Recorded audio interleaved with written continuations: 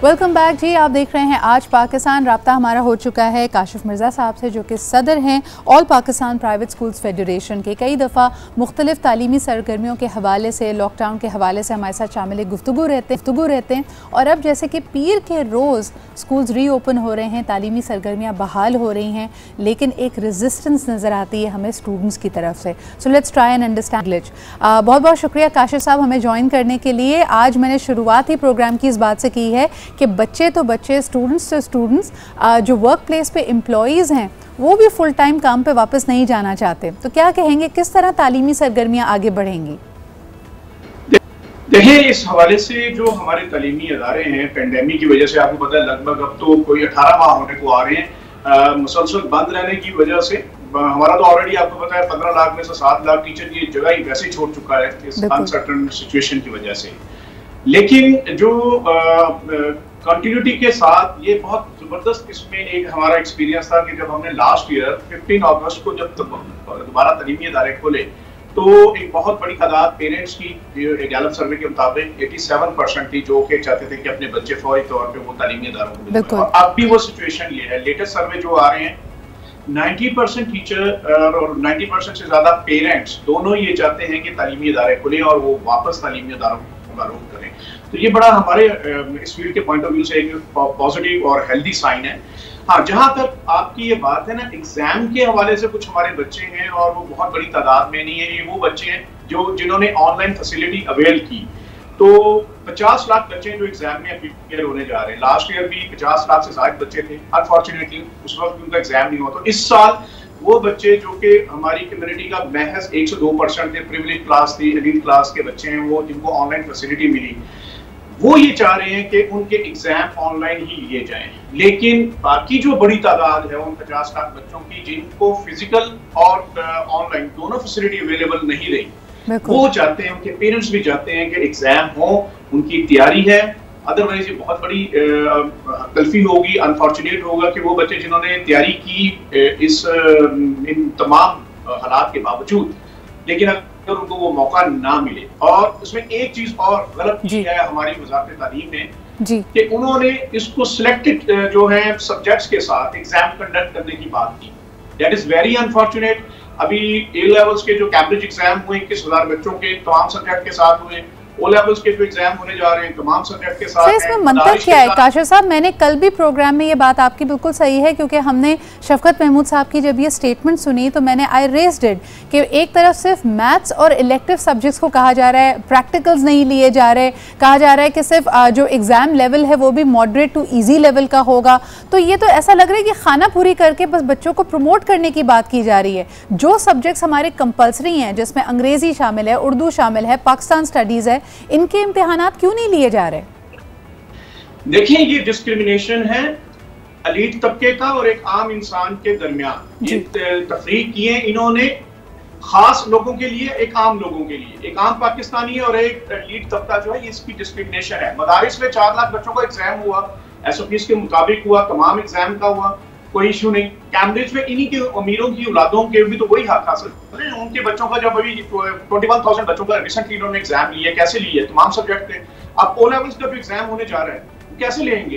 तमाम सब्जेक्ट के साथ, कोई उसमें सिलेक्शन नहीं है। और फिर सबसे इंपॉर्टेंट सवाल ये है, आपको ये किसने राइट दिया कि एक बच्चा इलेक्टिव सब्जेक्ट में बेहतर है, एक बच्चा है जो कंपल्सरी सब्जेक्ट में अपने आप को बेहतर समझता है, हर बच्चा इक्वल सलाहियतें नहीं रखता और मेरिट आगे बनता है। और काशिफ साहब, आप ही की बात को आगे बढ़ाऊंगी। कई दफ़ा हमने देखा ये भी है कि बच्चे मजबूरी में, घर के प्रेशर में आके, मिसाल के तौर पे साइंस के सब्जेक्ट्स लेते हैं, लेकिन उनके पास ये मौका होता है कि वो तमाम सब्जेक्ट्स में जब अपेयर करेंगे तो अगर वो लिंग्विस्टिक्स में बेहतर हैं, आगे जाके साइकोलॉजी को या किसी और कंपल्सरी सब्जेक्ट को परसू करना चाहते हैं, तो एटलीस्ट उनके लिए राहें खुली हों। लेकिन अगर आप ये इस तरह की तफरीक इस वक्त करेगा हमारा तालीमी निज़ाम, तब तो that choice that the student is making in grade 8, उसके साथ उसको पूरी जिंदगी गुजारनी पड़ेगी।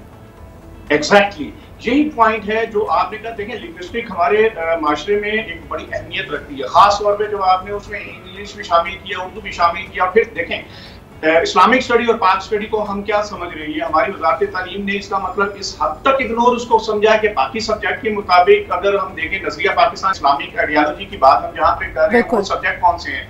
वो आपके लिंग्विस्टिक हैं या आपके इस्लामिक स्टडी, पाक स्टडी है? अगर आप उसको डिलिबरेटली इग्नोर कर रहे हैं तो क्या ये आने वाले वक्तों में एक लैंडमार्क नहीं होगा कि एग्जाम अगर कंडक्ट किए जाए तो सिर्फ और सिर्फ इलेक्टिव सब्जेक्ट के ऊपर किए जाए, बाकी सब्जेक्ट के ऊपर ना किए जाए? फिर क्या एक अच्छा काशिफ साहब, आपसे एक बात और समझना मैं चाहूँगी कि वफाकी हुकूमत की तरफ से ये जो डिसीजंस लिए गए हैं, ये डिसीजंस हैं, फैसले हैं, या ये सजेशंस हैं? बिकॉज ये तालीम जिस तरह के हम जानते हैं ये तो सूबाई सब्जेक्ट है। क्या विफाक चाहती है कि वाकई ये सिर्फ और सिर्फ इलेक्टिव्स के सिलेक्टेड जो आपने सब्जेक्ट्स लिए उनके एग्जाम्स और मैथ्स के हों, या ये अभी भी सूबाई सब्जेक्ट होगा और सूबे की अपनी दस्तरस में होगा कि वो जैसे इसको डिसाइड करे? देखिए, फिल वक्त तो इन्होंने जो अनाउंसमेंट की है वो तो इन्होंने अपना फैसला जो है हमारी नस्लों के ऊपर थोपा है। आपको याद होगा मार्च के बाद इन्होंने कहा जी एक्सटेंड करके मई में एग्जाम होंगे, मई के बाद जून में, जून के बाद इन्होंने कहा जी 10 जुलाई को, और अभी ये भी कंफर्मेशन नहीं कि वो 10 जुलाई को होने भी हैं या नहीं होने। सिंध ने क्या कहा? इन्होंने कहा जी मैट्रिक है उसके 4 एग्जाम होंगे। सिंध ने कहा जी 2 एग्जाम होंगे।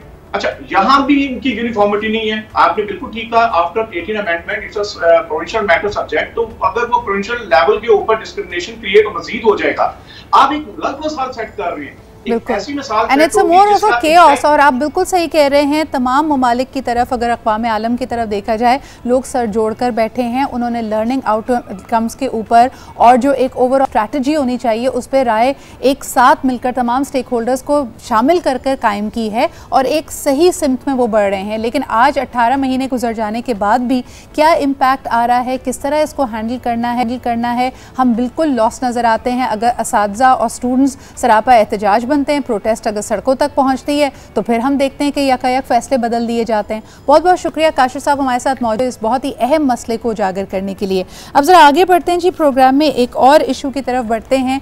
कोविड रिलेटेड मसाइल बहुत ज़्यादा हैं। कोविड में अपनी इम्यूनिटी को बेहतर रखना बहुत अहम है और एक ख़ातून की अगर ज़िंदगी को देखा जाए उसमें बहुत सारे फेजेस हैं और यकीनन एक बड़ा अहम फ़ेज़ है जब वो हामिला होती है, जब वो अपनी फैमिली को लेकर चलती है। और यकीनन through out the time of pregnancy उसकी इम्यूनिटी को स्ट्रॉन्ग होना बच्चे की नशोनुमा के लिए बहुत अहम है।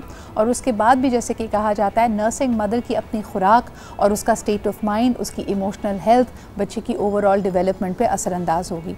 तो आज ज़रा बात करते हैं नर्सिंग मदर्स या न्यू मदर्स के हवाले से कि उनकी डाइट कैसी होनी चाहिए। कई दफ़ा हमने देखा है कि प्रेगनेंसी में बड़ी गलत ट्रेंड्स होते हैं कि एक नहीं, अब तुम 2 लोगों के हवाले से खाओ और ख़ुराक ज़्यादा कर लो। वो ड्यूरिंग प्रेगनेंसी ही ख़वातीन बहुत ज़्यादा वेट पुट ऑन कर लेती हैं और उसके बाद यकीनन अगर नर्सिंग मदर है और बच्चे को लुक आफ्टर करना है, तब भी ये कहा जा रहा होता है कि तुम बहुत हेल्दी खाओ, और हेल्दी का मतलब है बड़े पोर्शंस। तो ज़रा उसमें देखते हैं कि साइंस और हमारे एक्सपर्ट्स क्या कहते हैं। हमारे साथ मौजूद हैं doctor Areej Haroon. Not only is she a practicing doctor, लेकिन साथ साथ उन्होंने इस सब्जेक्ट पे ख़ास तौर पे जो पोस्टमार्टम वेट गेन है, पोस्टमार्टम आपकी न्यूट्रिशन है, इस पर इनकी स्टडीज़ भी हैं। बहुत शुक्रिया अरीज आज वक्त निकालने के लिए। सबसे पहले कॉमन मिस्टेक्स क्या करती हैं नर्सिंग मदर्स अपनी डाइट को लेकर? देखो वही बात आ जाती है, आपने जैसे कहा ना 1 से 2 लोगों के लिए जो प्रेगनेंसी के बीच में स्टार्ट हो जाता है, नर्सिंग मदर्स के साथ भी होता है कि वीकनेस हो जाएगी, कमज़ोरी हो जाएगी। तो एक तो हमारे यहाँ जो थोड़े से ट्रेंड्स हैं, अच्छे ट्रेंड्स भी हैं कि ये खाओ, घी खाओ, पंजीरी खाओ, सूजी का दूध पियो। हाँ, सूजी का दूध पियो। अच्छा, क्या होता है कैलोरिक इंटेक तो हम बढ़ा देते हैं, बट न्यूट्रिशनल वैल्यू कहीं नहीं है, कहीं फोकस नहीं हो रहा होता। तो ये चीज़ जो है ना बहुत, उसकी वजह से क्या होता है, वेट डिटेंशन जो होती है, पोस्टमार्टम वेट गेन तो एक है, वेट डिटेंशन भी हो जाती है कि जो आपने अपना प्री प्रेगनेंसी वेट है वो कहीं अचीव ही नहीं फिर किया ना। मेरे पास आती है जैसे मदर्स, कई बच्चे बड़े हो जाते हैं, वो अभी तक के हम शादी से पहले इस वेट पे थे, प्रेगनेंसी से पहले इस वेट पे थे, उसके बाद दोबारा कभी गए ही नहीं उस वेट पे, बढ़ता ही चला गया। अरे एक सवाल उसमें, क्योंकि ऑब्वियसली न्यू मदर्स की स्लीप साइकिल भी डिस्टर्ब होता है, डाइट पैटर्न भी बड़ा मुख्तलिफ है अपनी हेल्थ को, फिर पोस्टमार्टम डिप्रेशन भी, certain women also face that. तो आपके ख्याल में what are the common mistakes they make? क्या उनका मेटाबॉलिज्म स्लो हो जाता है प्रेगनेंसी के बाद? अच्छा, सिर्फ मेटाबॉलिज्म स्लो कैसे होता है, उसकी रीजंस होते हैं। या तो कोई अंडरलाइंग कॉज, जैसे पोस्ट डिलीवरी जो है, कुछ लोगों फीमेल्स का थायरॉयड लेवल्स जो है ना वो चेंज हो जाते हैं। सही, ठीक है। स्ट्रेस लेवल बहुत ज़्यादा हो जाता है, तो स्ट्रेस इंड्यूस्ड वेट गेन वो भी आ जाता है उसके अंदर। फिर ईटिंग हैबिट्स डिस्टर्ब हो जाती हैं। एंड मोस्ट कॉमन मिस्टेक जो लेते हैं हम लोग, मदर्स जो है, new mother specially, they don't enjoy the baby.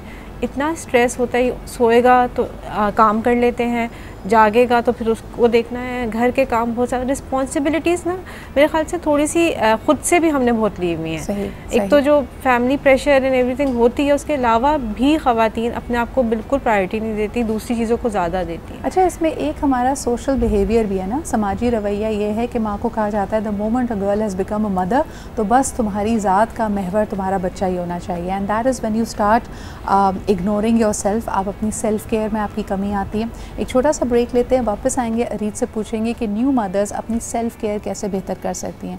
और एक बड़ा इंपॉर्टेंट सवाल मेरे पास आया हुआ है कि ऐसी चीज़ें, ऐसा खाना जो मिसाल के तौर पे गैस्ट्रिक आपको करती हैं और आपको गैसेस ज़्यादा बनने लगती हैं या आपको हाजमे की शिकायत हो, नर्सिंग मदर्स को कहा जाता है ये आप मत खाएँ, वरना जो आप फेस कर रहे हैं वही बेबी भी फेस करता है। इसमें कितनी सदाकत है, इस पर बात करेंगे एक छोटे से ब्रेक के बाद।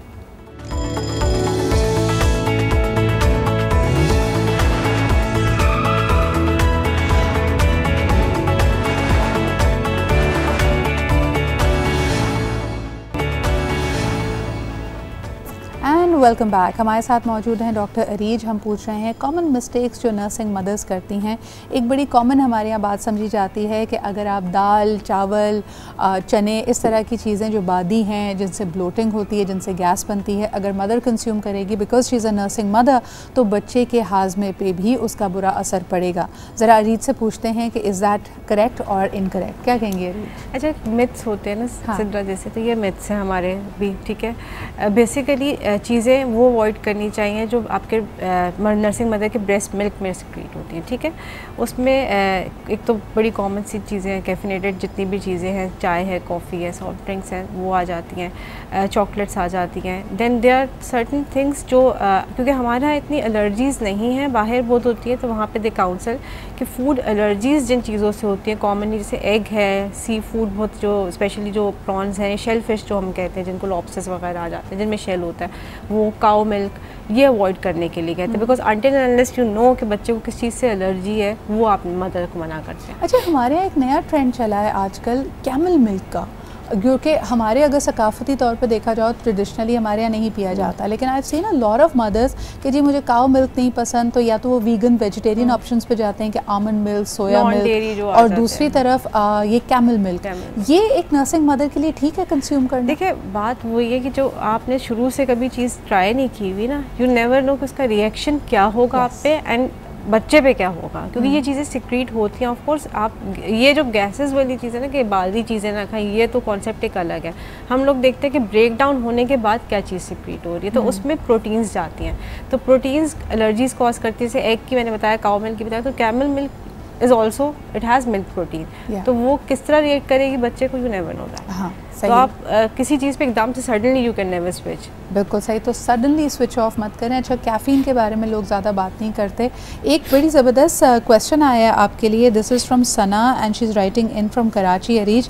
वो कहती हैं कि उनको लगता है कि मल्टीविटामिन खाने से वेट बढ़ता है। अब मल्टीविटामिन क्योंकि डॉक्टर ने सजेस्ट की हुई थी ड्यूरिंग प्रेगनेंसी कि आयरन अच्छा होना चाहिए, वाइटामिन खाओ, शी वाज टेकिंग इट, लेकिन the moment the baby has arrived, कई ख़वातीन वेट लूज़ करने के चक्कर में वाइटामिन रोक देती हैं। इसके बारे में क्या कहेंगे? देखो, वाइटामिन अगर बल्कि डेफिशिएंसी हो ना, तो वी स्टार्ट गेनिंग वेट। जैसे B12 की डेफिशिएंसी है, विटामिन D की है, तो यू एक्चुअली बिकॉज आपके हार्मोन्स डिपेंडेंट होते हैं, आपकी फूड की न्यूट्रिशन की एब्जॉर्प्शन डिपेंडेंट होती है, आपका गट सिस्टम होता है इसकी वर्किंग डिपेंडेंट। तो आप अगर विटामिन डेफिशिएंसी में होंगे ना, तो यू एक्चुअली गेन वेट। सही, विटामिन सही टाइम पे खाएं, जितनी रिक्वायरमेंट है उतनी खाएं, तो कभी वेट गेन नहीं होता। अच्छा, फिर तो ये दूसरा सवाल तो बड़ा नेचुरल बनता है रीच।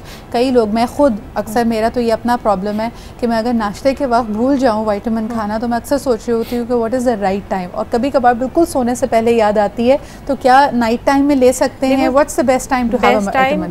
मैं अपने क्लाइंट्स को कहती हूँ लंच के साथ लें, हमेशा मील के साथ लेना चाहिए विटामिन। उसकी वजह ये होती है कि सर्टन विटामिन जो होते हैं फैट डिपेंडेंट होती है इनकी एब्जॉर्प्शन।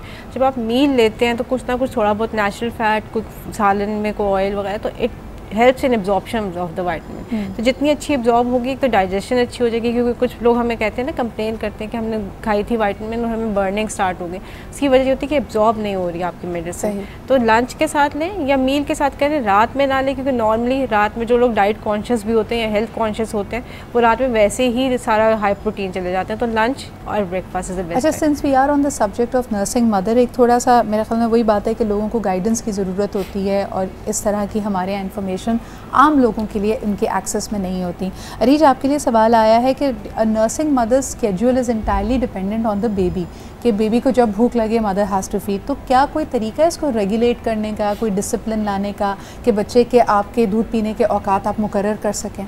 देखो बात सारी, एक तो बच्चे जो होते हैं ना, एवरी बेबी इज़ डिफरेंट, आप कर नहीं सकते। लेकिन अगर बच्चा कंफर्टेबल होगा तो वो सोएगा, वो फीड लेगा और सोएगा। कंफर्टेबल क्या है कि उसको कोई कॉलिक नहीं हो रही, रैप हुआ हुआ, ठंड नहीं लग रही। अक्सर माएँ क्या करती है, जब बच्चे सो रहे होते हैं तो हाथ यूँ होते हैं, तो उनको वो डर जाते हैं, उनको कोल्ड लगता है, तो पेरिफ्रीज पे कोल्ड होता है ना उनका, तो क्योंकि सारी सर्कुलेशन तो मेन ऑर्गन्स की तरफ होती है, तो दे शिवर और उठ के डर के रोना शुरू कर देते हैं। तो you have to make the baby comfortable होगा तो फिर आप उसके फीडिंग आज कर सकते हैं। अदरवाइज कंफर्टेबल नहीं होगा तो वो तो रोएगा, वो फिर वो पूरी तरह उसका पेट भरेगा भी नहीं, वो हो सकता है गुनूदगी में वो सो जाए, लेकिन फिर वो आपको डिस्टर्ब करेगा। सही। अच्छा, लास्टली एक और सवाल यही कि nursing mother naturally weight lose करती है, ये भी बड़ा कहा जाता है कि if you are feeding your baby, if you are nursing your baby, तो जाहिर सी बात है आपका वज़न नहीं बढ़ेगा। लेकिन बहुत सारी ख़वातीन कहती हैं भाई हमारे तो सारे बच्चे मदर फीड पे हैं, लेकिन इसके बावजूद हमारा वज़न कम नहीं हुआ। रीज़न अगेन बीइंग कि वैसे जब आप नर्सिंग मदर्स जो हैं तो एक्चुअली यूटिलाइजिंग एक्स्ट्रा 500 कैलोरीज जो उनकी यूज़ हो जाती हैं, लेकिन हम उस 500 की जगह 1500 एक्स्ट्रा ले लेते हैं। तो यानी वो हमारा जो कैलोरिक, देखिए वज़न लूज़ करने की सिंपल मैथ्स ये है कि कैलोरिक डेफिसिट होना चाहिए, उसके लिए ज़रा मुंह को जिप लगानी पड़ेगी और हाथ पैर को हिलाना पड़ेगा। Thank you so much doctor Areej for being है। एक और बड़ी ज़बरदस्त खबर आपसे शेयर करते हैं जी। PIA ने लॉन्च किया है, रीलॉन्च किया है एयर सफारी सर्विस को। यानी वो तमाम लोग जो बड़े परेशान हैं कि जी वैक्सीनेट करा लिया लेकिन सारे हवाई राब्ते बंद हैं पाकिस्तान में और कहीं छुट्टी के लिए, सैर के लिए नहीं जा पा रहे, तो आपके लिए अच्छी खबर ये है कि एयर सफारी आपको पाकिस्तान के नॉर्दर्न एरियाज़ का रुख आप कर सकते हैं और अब तो कराची से भी डायरेक्ट फ़्लाइट्स है। सबसे पहले इस हवाले से आपको दिखाते हैं एक रिपोर्ट और फिर हमारे साथ मौजूद होंगे अब्दुल्ला खान साहब जो कि head of marketing and corporate affairs हैं विद PIA, और उनसे पूछेंगे कि आगे क्या प्लान्स है PIA के with Air Safari. So let's take a look at this report.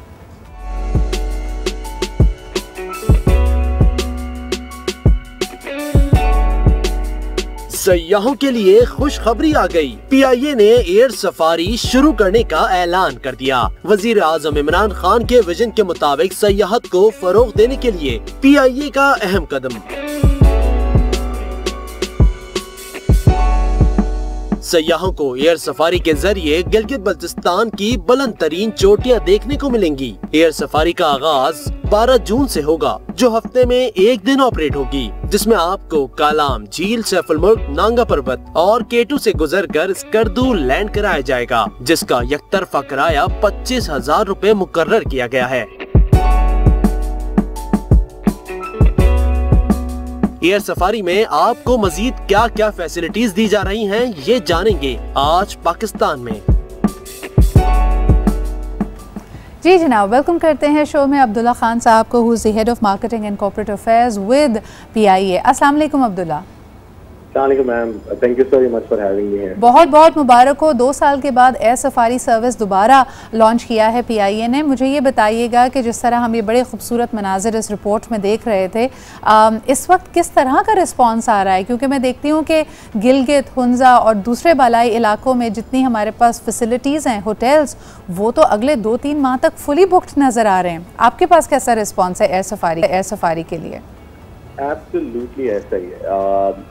Interesting बात ये है कि ऑल ऑफ अ सडन, जिस तरह आपको पता है मुल्क के हालात तो माशाल्लाह काफ़ी अच्छे हो गए हैं, खासतौर पर नॉर्दर्न एरियाज के अंदर तो बिल्कुल ही जीरो क्राइम रेट वाली ये जगह है और वहाँ पे खूबसूरती तो अनमैचेबल है दुनिया की किसी भी जगह से। And on top of that, जब आप ये देखते हैं कि बाकी दुनिया के मुल्कों के अंदर पाबंदी लगी हुई है, तो लोकल सयाह, पाकिस्तानी सयाह जो शायद पहले बाहर के मुल्क जाया करते थे साल में अपनी छुट्टियाँ गुजारते, वो भी अंदरूनी मुल्क इन इलाकों का सफ़र कर रहे हैं। हमारी फ्लाइट्स तो जी बिल्कुल जैम पैक हो रही है। हमने खास तौर पर जब से फ्लाइट कराची से और लाहौर से गिलगित और स्कर्दू करने शुरू कराई है, सबसे तो जी बहुत ज़्यादा ओवरवेलमिंग रिस्पॉन्स है और बात कर रहा हूँ इनफैक्ट हमें बड़ा चैलेंज होता है इवन अपने दोस्तों को सीटें करवा के देने के लिए, काफ़ी एडवांस बुकिंग उसके ऊपर चल रही है। बहुत ही अमेजिंग वेदर है वहाँ के ऊपर भी, और ख़ास तौर पे जब आप जाते हैं ना कराची की गर्मी से आप 2.25 घंटे के अंदर एक इंतहाई खूबसूरत मौसम के अंदर चले जाते हैं, तो that is unparalleled and unmatchable और बहुत ज़्यादा अच्छी बात है। और आपकी रिपोर्ट शायद, मैं ऑनेस्टली एक बात कहूँ कि उस तरीके से शायद जस्टिस नहीं कर पाई उनके एक्चुअल नज़ारों को जो आप वहाँ पे देखते हैं, और ख़ास तौर पे जब आप एयर सफारी के अंदर बैठेंगे और K2 की समिट लेवल के ऊपर आप जब फ्लाई कर रहे होंगे, तो that is an unmatchable view experience, I am sure. Abdullah, मुझे बताइए कि जिस तरह डायरेक्ट फ्लाइट्स की बात की जा रही है, अगर कोई कराची में मुकीम शख्स अभी आपको सुन रहा है, देख रहा है, तो what is the itinerary like? ये कितने दिन का या एक दिन का ये है सफ़र, और यहाँ से अगर हम चलते हैं तो कितने दिन का स्टे होगा? When can one person be expected to come back to Karachi? थोड़ा सा ज़रा हमारे नाजरीन के लिए बताइए। अच्छा, हमने अभी तो फिलहाल कराची से 3 स्कर्दू की फ्लाइट्स रखी हुई थी। Okay. और उसका रीजन जो है वो राइट नाउ ऑपरेशनल नेचर का है, बिकॉज हम ये चाह रहे थे कि फ्लाइट कैंसिल ना हो और वेदर की वजह से कोई ऐसी फ्लाइट जो है डाइवर्ट ना करनी पड़े। तो जब तक वैली का वेदर क्लियर नहीं होता तब तक हम कराची से उसको फ्लाई इन नहीं कराते। आहिस्ता आहिस्ता जिस तरीके से लोगों का कॉन्फिडेंस भी बहाल हो रहा है, तो ये फ्लाइट बतदरीज जो है वो बढ़ाएंगी। अभी हमने उसकी पेयरिंग बड़ी अच्छी की हुई है कि अगर आप वीकेंड रिट्रीट बनाना चाहते हैं तो आप जुमे के रोज चले जाएं और आप मंडे को वापस आ जाएं, या अगर आप मिड वीक या पूरा वीक एंजॉय करना चाहते हैं तो तब भी उसकी पेयरिंग बड़ी अच्छी बनती है कि आप पूरा हफ्ता भी वहाँ पे गुजार सकते हैं, आप 3 से 4 दिन भी गुजार सकते हैं, और आप जैसा मैंने आपको पहले कहा कि वीकेंड भी आप गुजार सकते हैं। तो कराची से तो इस तरीके से बना हुआ है। इस्लामाबाद की ऑब्वियसली ट्वाइस फ्लाइट है। अगर आप वाया इस्लामाबाद जाना चाहें तो आप दिन के 2 फ्लाइटें किसी भी फ्लाइट के ऊपर आप डोमेस्टिक फ्लाइट का कनेक्शन बना के वहाँ पे पहुँच सकते हैं। ज़बरदस्त। अब्दुल्ला, तो इसके अंदर जब आप कहते हैं कि एयर सफारी के इन पैकेजेस में मुसाफिरों का स्टे भी इंक्लूडेड होता है, या you only take care of the flights? देखिए, अभी जो हमने इसका प्रोडक्ट बनाया है वो हमने इस तरीके से रखा है कि चंद घंटे के अंदर हम आपको एक कहते हैं ना एक ट्रेलर दे दें उन तमाम जगहों का। ये फ्लाइट बेसिकली इस्लामाबाद से ओरिजिनेट करेगी। मैं थोड़ा सा आपको आपके व्यूअर्स के इंटरेस्ट के लिए उसका जो है रास्ता या रूट आपको बता दूँ कि कहाँ से जाएगी। ये इस्लामाबाद से टेक ऑफ करते हुए कागान नरान के ऊपर से आपको लेक सैफुल मलूक दिखाती हुई ये आगे मूव करेगी, फिर आपको आपके राइट साइड के ऊपर आंसू लेक नजर आएगी, जो कि इतनी एक्सेसिबल नहीं है, बड़े एडवेंचरस लोग वहाँ तक पहुँच पाते हैं। फिर वहाँ से आप नांगा पर्वत को देखेंगे बिल्कुल अपने पर के लेवल के ऊपर, और उसके बाद आप इंकोडिया की तरफ जाएंगे, जिसके रास्ते में पाकिस्तान की तमाम 8000 पीक्स जो हैं, जो 8000 फुट से 8000 मीटर से बुलंद पहाड़ियाँ हैं, वो सारी आप देखेंगे। आप मेन कंकोडिया के ऊपर पहुंचेंगे जहाँ पे ये कन्वर्ज होते हैं तमाम बड़ी माउंटेन।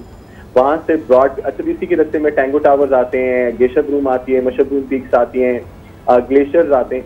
फिर उसी के ऊपर होते हुए ब्रॉड पीक्स और को देखते हुए K2, और K2 के बाद से आप दोबारा टर्न लेके दोबारा K2 को अपनी साइड के ऊपर रखते हुए आप ब्योसाइट प्लेन्स के ऊपर जाएंगे, और ब्योसाइट प्लेन से आप मेन स्कर्दू के अंदर लैंड करेंगे।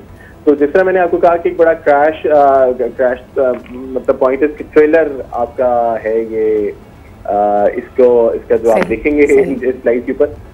स्कर्दू लैंड करने के बाद will take everyone to Shangri-La hotel, और शंग्रीला होटल के अंदर वहाँ पे हमने सबके अच्छा Abdullah, this sounds very exciting and I am sure हमारे बहुत सारे व्यूअर्स इससे इंस्पायर हुए होंगे, लेकिन of course our reality is COVID, और अभी भी हम देख रहे हैं कि ये ख़तरा हमारे लिए बहुत रियल है। मैं ये भी जानना चाहूँगी, because it's going to be a small plane and of course उसके अंदर आप बड़ी क्लोज प्रॉक्सिमिटी में मुसाफिर सफ़र कर रहे होंगे, बेशक एक छोटा ग्रुप हो, तो मुझे बताइए कि उसके लिए क्या SOPs पुट इन प्लेस किए गए हैं? क्या एयर सफारी में सफ़र करने के लिए ज़रूरी है कि बंदे वैक्सीनेटेड हों, और आप क्या कोविड टेस्ट भी लेंगे लोगों का एयर सफारी में बिठाने से पहले?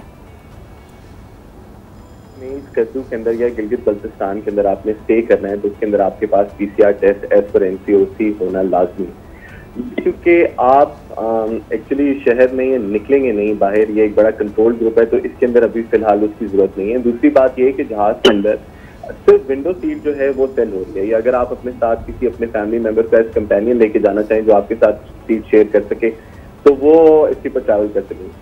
तो प्रॉपर सोशल डिस्टेंस मेंटेन होगा। जहाज के अंदर बिल्कुल भी मिक्सिंग उस तरीके से नहीं है। जहाज के बाद ऑन ग्राउंड जितनी एक्टिविटीज हैं वो भी सारी की सारी कोविड SOPs के बराबर है के मुनासिब। That is very heartening to know. बहुत शुक्रिया अब्दुल्ला हमारे साथ होने के लिए। हमारी ये होगी कि जिस तरह दूसरे इंतजामात किए जा रहे हैं कि ज़्यादा से ज़्यादा लोगों को इनकरेज किया जाए वैक्सीनेट करने के लिए, हम चाहेंगे कि एयर सफारी के तमाम मुसाफिरों के लिए एटलीस्ट आप ये ज़रूर कंडीशन लगा दें कि they must be vaccinated before they can go on. इसी के साथ जी हम पढ़ते हैं एक छोटे से ब्रेक की तरफ, वापस आएंगे अहम मौजू पे हमारा एक ज़बरदस्त डिस्कशन होगा। हमारे साथ रहिए and of course we will be waiting for your comments and your calls as well. देखते रहिए आज पाकिस्तान।